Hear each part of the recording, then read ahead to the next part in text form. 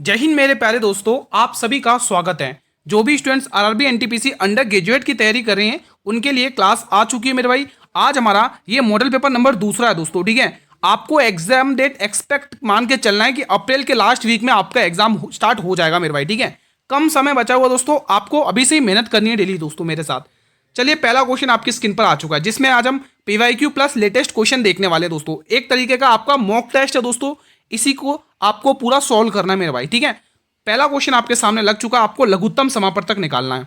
तो देखेंगे दोस्तों, 1/6 एज इट इज लिख लेना है आप लोगों को, 5/27 एज इट इज लिख लेना है और 4/15 यहाँ पर एज इट इज लिख लेना है और यहाँ पर 8/3, ठीक है। अब आपको दोस्तों क्या पूछा क्वेश्चन, ध्यान से पढ़ेंगे। उसने कहा लघुत्तम समापवर्तक निकालो एलसीएम। तो ऊपर वाली संख्याओं का आपको एलसीएम लेना पड़ता है और नीचे वाली संख्याओं का आपको एचसीएफ लेना पड़ता है मेरे भाई, ठीक है। तो यहाँ पे आप एलसीएम देखेंगे दोस्तों कितना आ रहा है। देखो 4 और 8 का एलसीएम तो 8 ही रहेगा, 8×5 = 40। तो एलसीएम तो मेरे भाई 40 आ चुका है। अब इनमें कॉमन क्या आ रहा है, अगर आप देखोगे तो 3 कॉमन आ रहा है। तो 40/3 किस वाले ऑप्शन में, डी वाले ऑप्शन में। आई होप गाइस कि पहला क्वेश्चन आप लोगों ने धज्जा उड़ा दी होगी पहले क्वेश्चन में, ठीक है। चलिए, अगला क्वेश्चन आपके स्क्रीन पर आ चुका है। आपको यह मानना है कि आज आप पूरा मॉक टेस्ट दे रहे हो और आपका कितना स्कोर हो रहा है मेरे भाई, ठीक है। ठीक है दोस्तों, सारे क्वेश्चन आज की क्लास में सिलेक्शन वाले ऐड किए मैंने, ठीक है। तो सारी क्वेश्चन आपको अटेंड कर लेना है। क्वेश्चन 2, सरहुल त्योहार किस राज्य में मनाया जाता है मेरे भाई। बहुत ही प्यारा सा क्वेश्चन आपकी स्क्रीन पर आ चुका है। काफी बार ये क्वेश्चन एग्जाम में भी आया हुआ है। तो इसका सही जवाब झारखंड हो जाएगा, option B will be the right answer. अगला क्वेश्चन, हॉर्नबिल त्योहार किस राज्य में मनाया जाता है मेरे भाई। बहुत ही प्यारा सा क्वेश्चन है, आंसर देंगे कमेंट बॉक्स में। चलिए बताइए। देखो आपके पास दोस्तों जीके जीएस का टाइम है। देखो जीके जीएस आपका कितने नंबर का आ रहा है आप सभी भली बात ही जानते हैं। एनटीपीसी सीबीटी 1 में दोस्तों जो ग्रेजुएट लेवल का अंडर ग्रेजुएट का एग्जाम है दोस्तों, उसमें जीके जीएस 40 नंबर की आ रही है, मैथ 30 नंबर की और रीजनिंग 30 नंबर की है, ठीक है। तो टोटल मिला के आपके 100 क्वेश्चन आने वाले मेरे भाई, ठीक है। आपको दोस्तों स्कोर 85 प्लस या 90 प्लस तो कर रही है मेरे भाई एग्जाम में, ठीक है। तो फिलहाल इसका आंसर बताएंगे, डी ऑप्शन यानी नागालैंड, बिल्कुल सही टिक कर रहे हो। एक चीज और खासियत है इस त्योहार में दोस्तों, याद रखना एग्जाम में बहुत पूछी जाती है कि ये त्योहार दोस्तों 10 दिन तक मनाया जाता है। ये चीजें आपको ध्यान रखनी है। कब, तो किस महीने में, महीना भी पूछा जाता है मेरे भाई, दिसंबर ध्यान रखोगे, दिसंबर ध्यान रखोगे मेरे भाई, दिसंबर मंथ आपको याद रख लेना है मेरे भाई, ठीक है। तो यहां पर आपको दिसंबर मंथ याद रखना है। 1 से लेके 10 तारीख तक ये त्योहार मनाया जाता है, 1 दिसंबर से स्टार्ट होकर 10 दिसंबर तक। अब ये क्वेश्चन 4 आपकी स्क्रीन पर आ चुका है।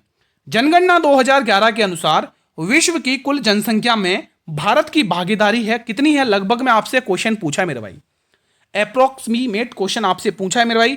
तो फिलहाल D option will be the right answer of this question. अगला क्वेश्चन, कम समय में दोस्तों आपको बहुत सारे क्वेश्चंस का रिवीजन कराऊंगा, बेस्ट कंटेंट दूंगा अपनी तरफ से, ठीक है। पूरी मेहनत जारी है आप लोगों के लिए। 7 बजे वाली क्लास जरूर अटेंड कर लेना भाई। जिनके भी कमजोर हैं मैथ में, जिनको भी मैथ से डर लगता है, आप लोग उस सीरीज को फॉलो करिएगा। 100% आपके मैथ में 30 में से 30 ही आने वाले मेरे भाई, ये गारंटी के साथ कह रहा हूं। अगर आप वो सीरीज पूरी अटेंड करोगे तभी पॉसिबल होगा। छऊ लोक नृत्य किस राज्य का प्रसिद्ध है, ये आपको कमेंट बॉक्स में बताना है। तो मेरे भाई ये ओडिशा राज्य का फेमस है मेरे भाई, एग्जाम में बहुत पूछा जाता है। अगला क्वेश्चन, मुगल काल की राजभाषा क्या थी मेरे भाई, बहुत ही इंपॉर्टेंट है। मुगल दोस्तों, मुगल साम्राज्य की नींव किसने डाली थी, बाबर ने डाली थी। अरे याद है ना दोस्तों, 1526 का पानीपत का पहला युद्ध, ठीक है। दिल्ली सुल्तान का वो पहला राजा था जो युद्ध भूमि में मारा गया था। जी हाँ, मैं बात करूं इब्राहिम लोधी। फिलहाल इस प्रश्न का आंसर फारसी भाषा आपको टिक करना है। अगला क्वेश्चन, हिंदुस्तान रिपब्लिक एसोसिएशन की स्थापना किस वर्ष में हुई थी। हालांकि इसमें आंसर नहीं दे रखा, इसके लिए माफी चाहूंगा। अब यहां पर आपको 2 बातें ध्यान रखनी है। आपसे पूछा है हिंदुस्तान रिपब्लिक एसोसिएशन, अगर आपको इसकी स्थापना पूछेगा तो आप डायरेक्ट आंसर करोगे गुरु 1924।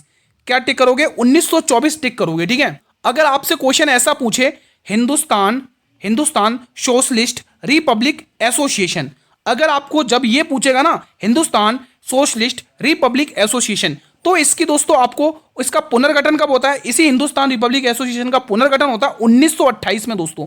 ये चीजें आपको ध्यान में रखनी है मेरे भाई, ठीक है। फिलहाल आपको क्वेश्चन है तो 1924 का पूछा जो मैंने आपको बता दिया, लेकिन क्वेश्चन ये भी पूछता है इसका पुनर्गठन कब हुआ था, तो 1928 में मेरे भाई, डेट याद रखना है मेरे भाई, ठीक है। अगला क्वेश्चन देखेंगे, क्वेश्चन नंबर 8 आपकी स्क्रीन पर आ चुका है। निम्न में से कौन सा अनुच्छेद समान नागरिक संहिता से संबंधित है। बहुत ही प्यारा सा क्वेश्चन है आपकी स्क्रीन पर। चलिए बताइए, इसमें एग्जाम में बहुत पूछा था। अब इन्हीं चारों में से एक वो आर्टिकल है जो एग्जाम में ज्यादा पूछा जाता है, वो मैं आपको बता देता हूं। इसमें दोस्तों आपको पंचायत के बारे में देखने को मिलता है।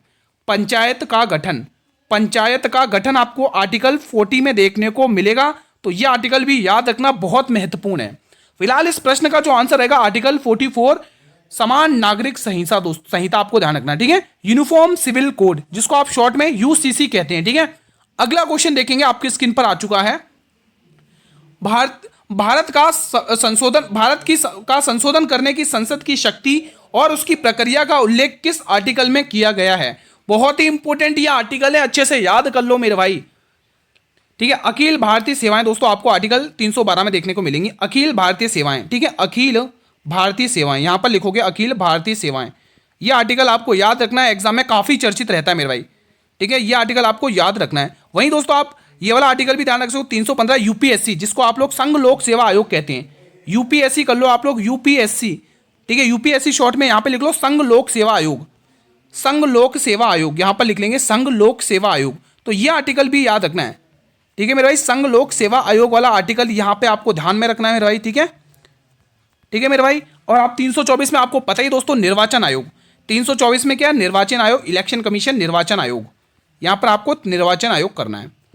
आपसे पूछा है कि संशोधन प्रक्रिया किस अनुच्छेद में है दोस्तों, ये आपसे क्वेश्चन एग्जैक्ट पूछ रहा है। तो आप लोग कहोगे, बड़ी मुस्कुरा के कहोगे गुरुजी 368 टिक कर लो, जिसको हमने संशोधन प्रक्रिया को हमने गुरुजी दक्षिण अफ्रीका के कॉन्स्टिट्यूशन से बोरो किया था, उधार लिया था दोस्तों।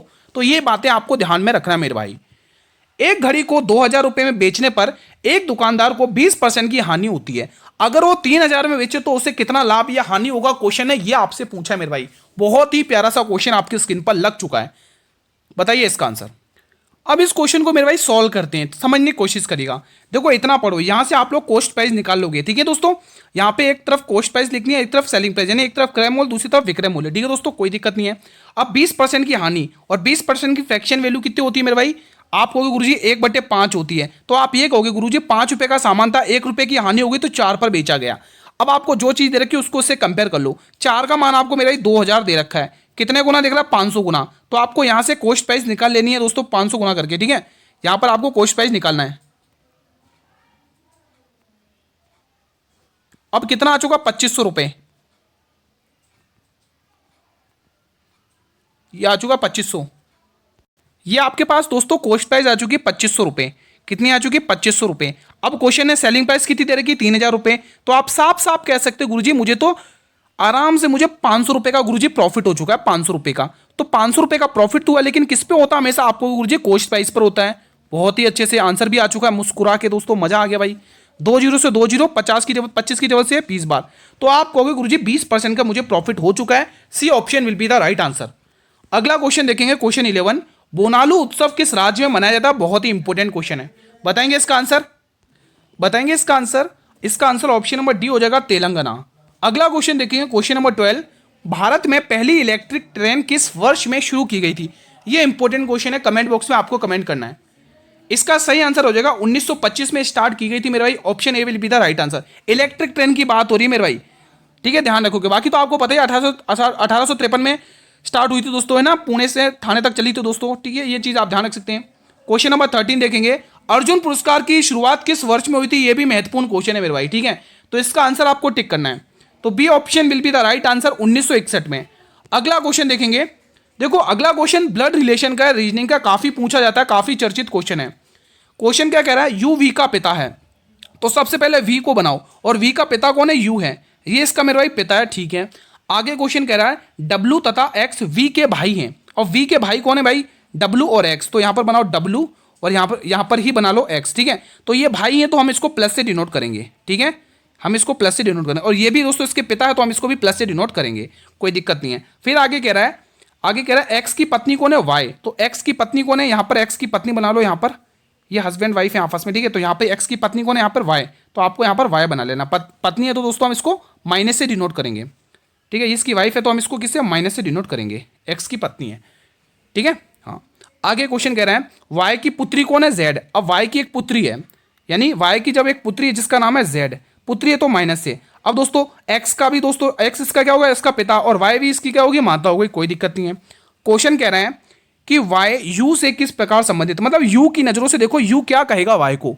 तो यू है कहां पर, यू यहां पर है, यू यहां पर है मेरे भाई। अब इसके पिता थे वी। अब ये देखो आपको वाई से पूछा ना, तो ये बहू की पत्नी हो गई दोस्तों, बहू की बेटी हो गई, है ना। ये तो इसके कौन हो गया, ये तो इसके मतलब ये इसका भाई है, ये इसका पिता है, ठीक है, पिता है। अब वी के ये दोनों भाई हैं, एक्स और डब्ल्यू कौन है, भाई हैं, वी के कौन है, भाई हैं, तो ये इसके भी दोस्तों पिता हो गए। जब इसके भाई है तो ये इसके भी, वाई और एक्स और डब्ल्यू के भी तो पिता हुए। अब पिता हो गए। अब एक्स की एक पुत्री है जिसका नाम है जेड है, तो अब आपको पूछ रहा है क्या कहेगा इसको, तो ये पूछ रहा है दोस्तों, ठीक है, ठीक है। तो आप देख पा रहे होंगे दोस्तों, ये इसकी बेटे की पत्नी लगेगी, यानी पुत्र वधु। Option number D will be the right answer of this question.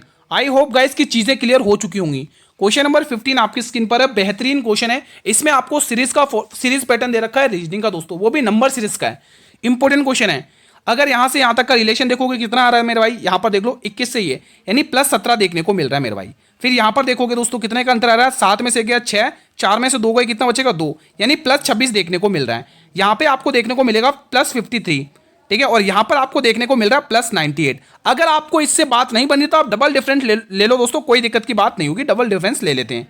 9 का डिफरेंस यहां देखने को मिल गया। यहां पर कितने का देखने को मिलेगा दोस्तों, आप देख सकते हो 26 और 26 52 27 का देखने को मिल रहा है, 27 का डिफरेंस देखने को मिल रहा है। यहां पर 8 में से 3 घटाओगे 5, 9 में से 5 घटाओगे 4, ये आपको डिफरेंस देखने को मिल रहा है।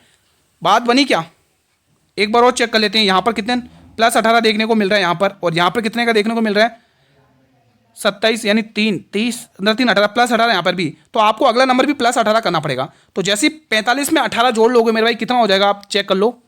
तो 45 में पहले 10 जोड़ लो, कितना होगा 55, 55 में 8 और जोड़ लो तो कितना होगा 63, तो यहाँ पर आ गया 63, ठीक है। यही आ रहा है ना +18 करके, कुछ मिस्टेक हुआ है क्या, एक बार और चेक कर लेते अपन। यहाँ तक तो अपन ने सही किया है, कुछ मिस्टेक हुआ है, एक बार और चेक कर लेते, कोई दिक्कत की बात नहीं है, एक बार फिर से चेक कर लेते हैं, कोई जल्दबाजी नहीं है, ठीक है। चलो एक बार और सॉल्व कर लेते हैं यहाँ पर, ठीक है, एक बार और चेक कर लेते हैं। तो यहाँ पर अगर आप देख पा रहे हो मेरे भाई 17 प्लस हो रहा है, 17 4 21 होता है, ठीक है। यहाँ पर देख लो 7 में से गया 6 और 4 में से 2 गए, कितना बचेगा 2, यहाँ पर 26 देखने को मिल रहा है। मुझे लग रहा है यहीं पर मिस्टेक हुई थी, इसीलिए शायद आंसर नहीं आ रहा था, ठीक है। आगे और चेक कर लेते हैं मेरे भाई, ठीक है। 7 में से 6 4 में 2, यहाँ पर देख लेते हैं, यहाँ पर +53 का अंतर आ रहा है, +53, यहाँ पर +98 देखने को मिल रहा है, ठीक है। यहाँ तक तो कोई दिक्कत नहीं है। यहाँ पर देखते हैं कितने का अंतर आ रहा है, +9 का यहाँ पर देखने को मिला है। अब यहाँ पर देखोगे 13 में 7 7 और 4 में 2 2, यहाँ पर +27। फिर यहाँ पर देखेंगे अपन, यहाँ पर कितने का अंतर आ रहा है, 8 में से 3 5 और 9 में से 5 4, ये 45, यहाँ तक तो सही था यार, फिर कहाँ दिक्कत हो रही थी। फिर आगे और देखेंगे, यहाँ पर देखोगे +18 देखने को मिल रहा है, और यहाँ पर भी दोस्तों +18 देखने को मिल रहा है। अगला नंबर भी दोस्तों आपको +18 देखने को मिलेगा। अगला भी +18 करोगे तो यहाँ पर कितना आएगा देख लो। अगला नंबर भी अगर आप +18 करके लिखोगे तो 45 में 18 प्लस करना है। यहाँ पर अगर 45 में मेरे भाई 18 प्लस कर लेते हो, 8 और 5 13 की 3 कैरी 1, 4 और 2 6, 63 आ जाएगा। यहाँ पर अगर 63 लिखते हो और 63 में दोस्तों आपको 98 प्लस करना पड़ेगा, तो यहाँ पे 98 + 63 करना पड़ेगा, कितना आएगा 8 और 3 11 की 1 कैरी 1, 9 6 15 16, 161, और उसमें आपको 161 यहाँ पर लिख लेना है, ठीक है। और 198 में 161 प्लस करोगे, 198 में यहाँ पर 161 प्लस करोगे तो कितना आ रहा है 9 9 6 15 5 कैरी 1 और 359 आंसर आ रहा है दोस्तों। 359 ही आ रहा है दोस्तों, मुझे लग रहा है ऑप्शन में ही कहीं मिस्टेक लग रही है, बाकी एग्जैक्ट आंसर दोस्तों 359 आ रहा है, ठीक है। तो कोई भी एक ऑप्शन बना लो, ये वाला बना लेते हैं, ठीक है। तो A option will be the right answer, यहाँ पे 9 बना लिया मैंने, ठीक है दोस्तों। इसी की वजह से पूरा मिस्टेक हो रहा था। अगला क्वेश्चन देखेंगे फिलहाल, क्वेश्चन 16, शिग्मो उत्सव किस राज्य में मनाया जाता है, ये इंपॉर्टेंट क्वेश्चन है। तो ये फेस्टिवल आपको गोवा में देखने को मिलेगा, ऑप्शन नंबर ए।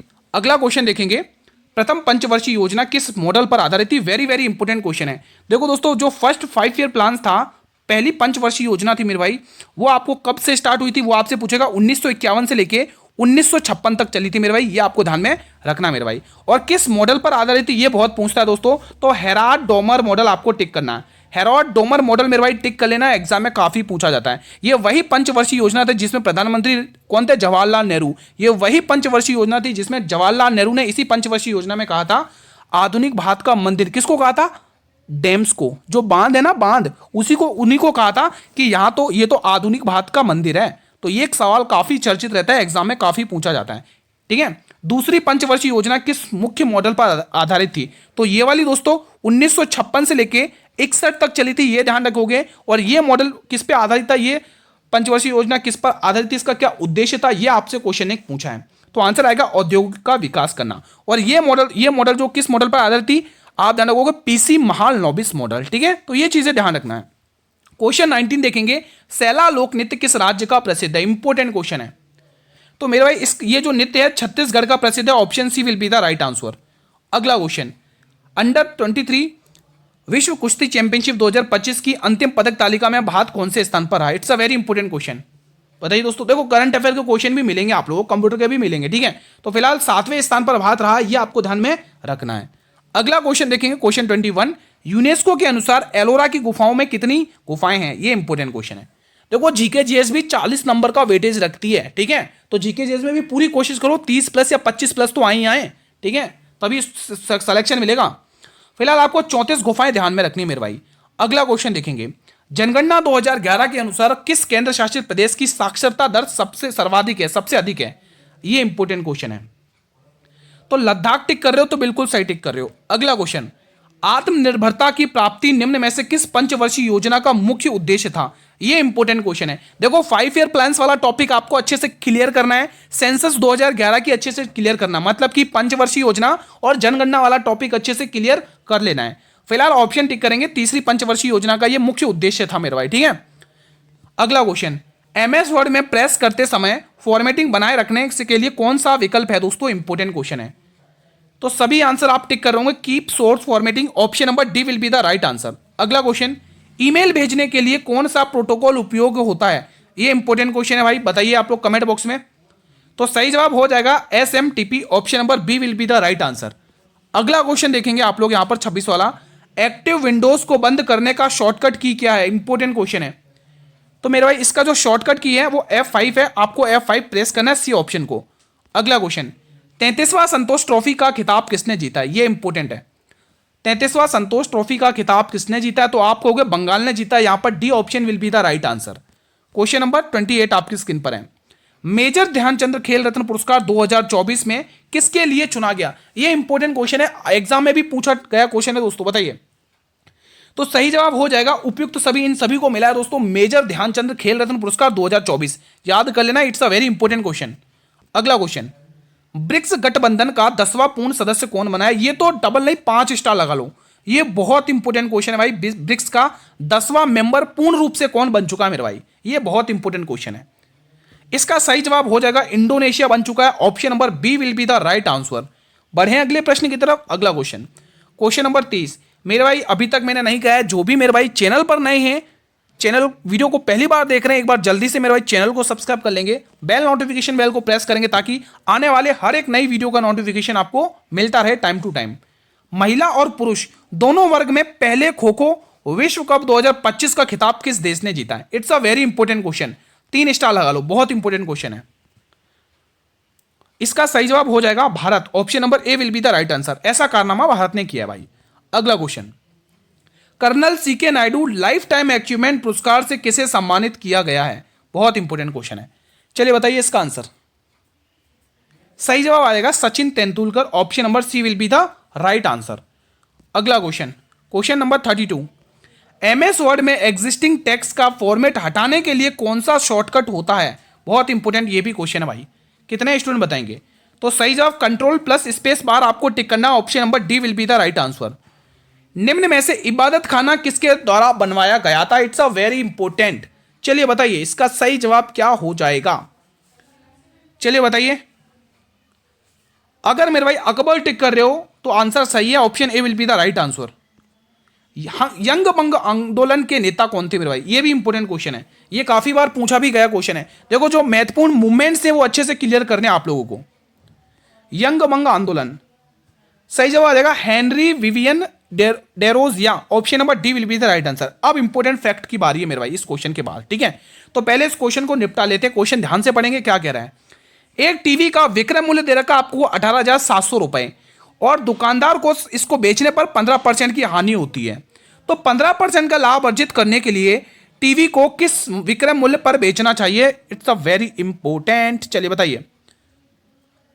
अगर आप देखेंगे भाई हमने सामान बेचा है 18,700 रुपए का, यहां पर स्पेस कम पड़ेगा तो मैं थोड़ा साइड में लिख लेता हूं ताकि अच्छे से सॉल्व हो जाए। यहां पर लिख लेते हैं भाई मैंने सामान 18,700 रुपए का बेचा है, बेचने से मुझे क्या हुआ? मुझे हुआ भाई 15% की हानि हो गई, लॉस हो गया मुझे 15% का। अब 100% तो वैल्यू होती है मेरे भाई, अगर मेरे भाई 15% का लॉस हो चुका है तो आपके पास वैल्यू कितनी बची? आपको ये गुरुजी 85% बची, ये 85% की वैल्यू है। अब क्वेश्चन कह रहा भाई 15% का लाभ चाहिए, यानी कि 115। भाई 115 कैसे आ गया भाई, 100% वैल्यू होती है, 15% प्रॉफिट ऐड करोगे तो कितना होगा, 115 ही तो होगा, बिल्कुल होगा। अब क्वेश्चन को मेरे भाई सॉल्व कर लेना है मेरे भाई, ठीक है।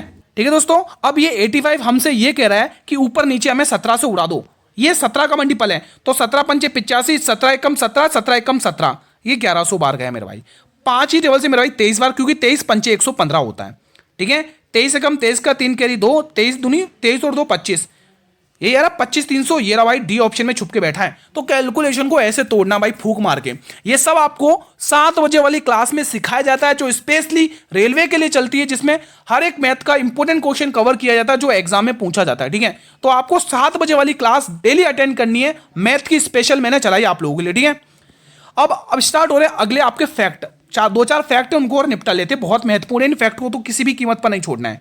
2025 के करंट है, ठीक है। पुरुष फ्रेंच ओपन 2025, जिसमें पुरुष एकल का किताब कार्लोस अल्कराज, नाम याद रखना है मेरे भाई। महिला एकल का किताब कोको गॉफ, ये नाम याद रखना है। विंबलडन ओपन 2025 ये 138वां संस्करण था, और इसमें पुरुष एकल का किताब जीता जेनिक सिनर ने। महिला एकल का किताब इगा स्वियाटेक, याद रखना है, ठीक है। और एक फैक्ट देखेंगे, यूएस ओपन 2025 जिसका 145वां संस्करण था, किसने जीता मेरे भाई, कार्लोस अल्कराज, पुरुष एकल में ध्यान रखना है। और महिला एकल का किताब आयना सभालेंका, ठीक है। तो ये महत्वपूर्ण फैक्ट है, एक भी फैक्ट आपसे छूटना नहीं चाहिए। अजय वॉरियर अभ्यास 2025 हुआ है, जो किस किस के बीच में हुआ, भारत और ब्रिटेन के बीच में हुआ भाई। और ये कौन सा 8वां संस्करण था। अगर हम बात करें गरुड़ 25 अभ्यास 2025, ये भारत और फ्रांस के मध्य हुआ 8वां संस्करण था, ये भी महत्वपूर्ण फैक्ट है, ठीक है मेरे भाई, ये भी आपको ध्यान रखना। अब कुछ एक और इंपॉर्टेंट फैक्ट है, डेजर्ट हंट 2025 भारत की तीनों सेनाओं के बीच में हुआ था मेरे भाई, और ये 8वां संस्करण था। और ये दोस्तों आपको याद रखना है, मेन आपके लिए ध्यान रखना, भारत की तीनों सेनाओं के बीच में हुआ था मेरे भाई। टाइगर ट्रियम्फ अभ्यास 2025, ये वेरी इंपॉर्टेंट है, ये भी इंपॉर्टेंट क्वेश्चन है। भारत और अमेरिका के मध्य हुआ 4था संस्करण था मेरे भाई, ठीक है। और देख लेते हैं डस्टलिक अभ्यास 2025 भारत प्लस उज्बेकिस्तान के ये मध्य हुआ है मेरे भाई, और ये 6वां संस्करण है मेरे भाई, ठीक है। ये चीज आपको ध्यान रखनी है। जिम्मेक्स अभ्यास 2025 ये भारत और जापान के मध्य हुआ है मेरे भाई, ये आपको ध्यान में रखना, बहुत इंपॉर्टेंट है मेरे भाई, बहुत इंपॉर्टेंट है, ठीक है। जिम्मेक्स अभ्यास बहुत पूछा जाता है मेरे भाई, ठीक है। अब एक फैक्ट और बचा हुआ, लास्ट फैक्ट है मेरे भाई, कोंकण 2025 ये अभ्यास भारत और ब्रिटेन के मध्य हुआ, आपको याद करके रखना है, बहुत महत्वपूर्ण है। अब एक और बचा हुआ स्लाइनेक्स अभ्यास 2025 भारत और श्रीलंका के मध्य हुआ दोस्तों। अब यहीं पर दोस्तों मैं आपके सामने बांग्लादेश और भारत के बीच में कौन कौन सा अभ्यास हुआ, बांग्लादेश, हालांकि बांग्लादेश थोड़ा आई थिंक रॉन्ग लिख दिया, बांग्लादेश और भारत के बीच में बोंगो सागर और संप्रीति, याद रखना, भारत और बांग्लादेश के बीच में बोंगो सागर, लिख देता हूं, यहीं पर लिख देता हूं, बोंगो सागर प्लस संप्रीति, ये दोनों अभ्यास मेरे भाई बहुत पूछे जाते हैं, भारत और बांग्लादेश के मध्य होते हैं मेरे भाई, ठीक है। तो फिलहाल आज का सेशन में यहीं पर वाइंड अप करता हूं। कैसा रहा आप लोगों का रिवीजन, प्लीज मुझे कमेंट के माध्यम से बताएं, ठीक है। कोई डाउट हो किसी भी क्वेश्चन से रिलेटेड तो आप कमेंट बॉक्स में इजीली पूछ सकते हैं मेरे भाई, ठीक है। और एक और चीज दोस्तों, अगर आपको दोस्तों ये हमारी क्लास पसंद आई, मेहनत पसंद आई, तो वीडियो को लाइक कर लेंगे और हर एक स्टूडेंट तक शेयर करेंगे भाई। आपके एग्जाम इसी लास्ट के मंथ तक, मतलब अप्रैल के लास्ट वीक में पूरे चांसेस हैं होने के, या फिर मई तक हो जाएंगे कंप्लीट, ठीक है। समय बहुत कम है, तो आपको डेली क्लास अटेंड करनी है। वीडियो को लाइक और शेयर कर लो तुरंत जल्दी से। जो भी नए विजिट करे वो चैनल को सब्सक्राइब कर लो, बेल नोटिफिकेशन बेल को प्रेस कर लो, ताकि आने वाले हर एक नई वीडियो का नोटिफिकेशन यूट्यूब सबसे पहले आपको प्रोवाइड कर दे। पीडीएफ के लिए आप लोग टेलीग्राम चैनल को ज्वाइन कर लो, जिसका लिंक मैंने वीडियो के डिस्क्रिप्शन बॉक्स में दिया हुआ है। 7 बजे वाली जरूर क्लास देख लेना, मैथ की स्पेशली, ठीक है। मिलते हैं दोस्तों कल एक अगली क्लास में, तब तक जय हिंद जय भारत।